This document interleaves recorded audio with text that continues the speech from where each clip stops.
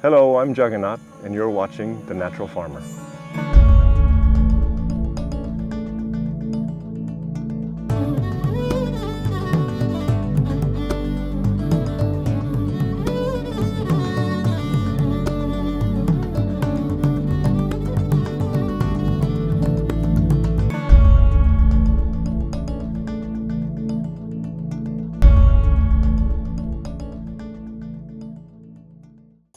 Okay, there's a phrase in the farming community. It basically says that good farmers don't grow plants, they grow soil. So we're going to show you how to do that in this video. Okay, so this is a mandala garden, and it's the place where I'm going to show you how to build soil. It's a fantastic example of how to do this. It has multiple layers, all the layers that we need. But first of all, I'm going to show you the before and after of the soil that I'm talking about. Okay, so here it is. This is the whole reason I made this video, is to show you this comparison. It's 5 months. This is 5 months of soil building. We started with exactly the same sand that I have in my hand here. And now it's become this. It's become this through mulching, through planting beans, and through layering, and a little bit of organic fertilizer, not much, just enough to break down some of the carbon material, okay? There's been no compost used in this, zero compost used in this. This is all in-bed mulching, all right? And I'm gonna show you how to do it, because you gotta ask yourself, which one would you rather grow your plants in? Which one do you think would be better? Okay, so I'm gonna tell you how this came about.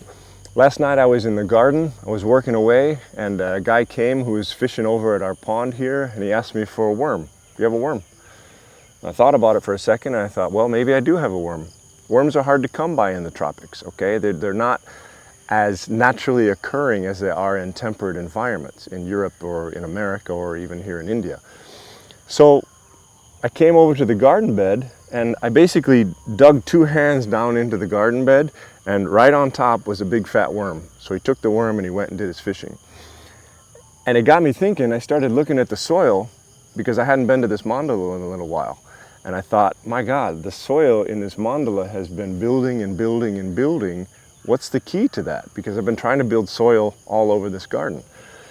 The key is this. You put the mulch down at the bottom on the garden bed, okay? And we try optimally for 4 inches of mulch. I use the weeds. I have a whole platform based on the importance and the relevance of using the weeds that are in your system. Weeds are extremely beneficial, okay? So I use the weeds as my mulch layer. But that's still not enough to really guarantee safety for the soil. Because to build soil, you need organic material, you need perhaps some little kind of nitrogen fertilizer, like either Masanobu Fukuoka used bird poo, we use a little bit of cow dung mixed with urine and water and some sweetener to break down the carbon. So it's carbon, the mulch, so you break it down.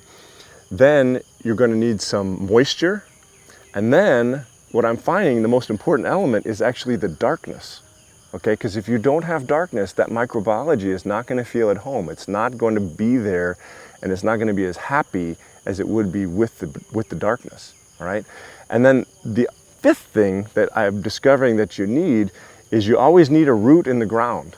Okay, cover crop guys say this all the time. They say always have a living root in the ground. So what can provide all of those things? Beans, basically. So the system is very simple, all right? So you mulch, you just basically mulch 4 inches whenever possible, right?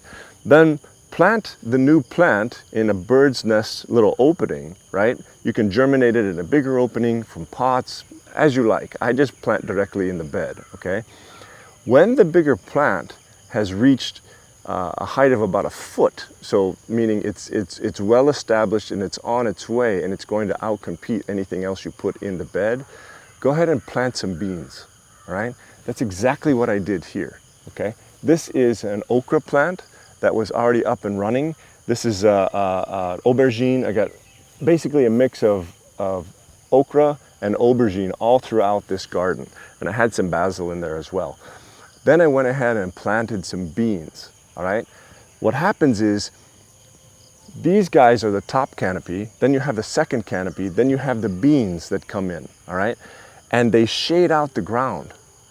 And when these cover crops shade out the ground and you have a nice bed of mulch against the earth, you get soil.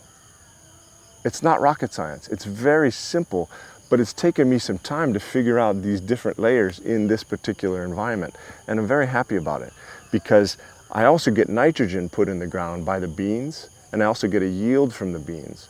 So this is how you work with nature in order to get a yield of soil, because the soil is the energy bank. In permaculture, we call it, you bank your energy in the soil, okay? And this is what we're doing, and this is what's working. And when you start kind of getting it working the way that you want it to work, you really feel it. It's like catching a wave and surfing, and you stand back and you look at the soil build, and you look at the yield come, and you look at the moisture there, and everything's working the way it should. So this is the reason I made this video, and this is what I wanted to share with you. Okay, so that's the video, from sand to soil in 5 months. And I hope it's helpful. It really makes me happy to pass this information on, because as a farmer, for me, it's really satisfying to come across these techniques and to align oneself with nature, give nature all the proper ingredients, and then just let her run with it, okay? That's such a cool feeling when you get there. And when I get there, I like to pass it on, and I feel like we got there with this, okay? And you try it at home. I wish you the same success or even better success. And let me know how it works for you. As always, leave comments down below. Let me know your successes also when you achieve things. Report back to me. Tell me like how it's going, or if you found something that works even better, tell me that as well, okay? Leave the comments down below. Really appreciate them. And I think that's it. My name is Jagannath. This has been another episode of The Natural Farmer, and hope to see you real soon.